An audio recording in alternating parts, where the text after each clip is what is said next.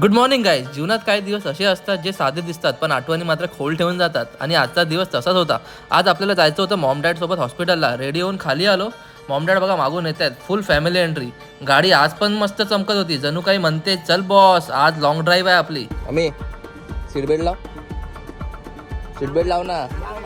गाडीत बसून डायरेक्ट निघालो भिवंडीच्या दिशेने. पण ही घोडबंदरची ट्रॅफिक बाप रे, इतकं ट्रॅफिक होतं की गुगल मॅप पण म्हणत होता भाऊ मी पण हार मानली. खूप वेळाच्या ड्राईव्ह नंतर फायनली पोहोचलो हॉस्पिटलला. बाप रे एवढं ऊन होतं की विचारू नका. गाडी पार करून मी डायरेक्ट आलो हॉस्पिटलला. जेव्हा पण मी हॉस्पिटलला येतो नेहमी फ्लॅशबॅक मध्ये जातो, कारण ही जागा मला माझ्या आजीची आठवण करून देतं. खरंच कोणालाही हॉस्पिटलचे दिवस बघायला लागू नये, फक्त हेल्थ आणि हॅपीनेस मिळू दे सगळ्यांना. तिथून निघताच बाहेर एवढं ऊन होतं की विचारू नका. मग काय उसाचा रस घेतला आणि डायरेक्ट घरी. इथे एक नंबर.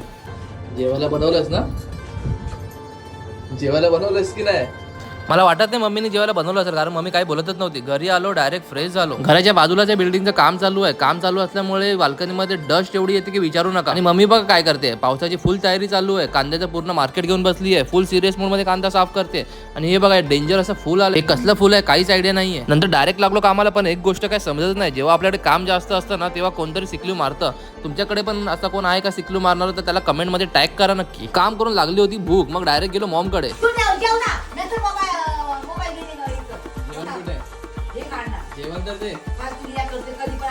मम्मी चिडचिड करत होती कारण सगळ्यांचं जेवण झालं होतं. चला लवकर जेवण घेऊन आता ते पण जेवण भेटणार नाही आणि वरून नंतर भांडी पण घासायला लागतील. जर तुमच्यासोबत असं होत असेल तर मला कमेंट करून नक्की सांगा. भेटूया आपल्या पुढच्या व्लॉग मध्ये.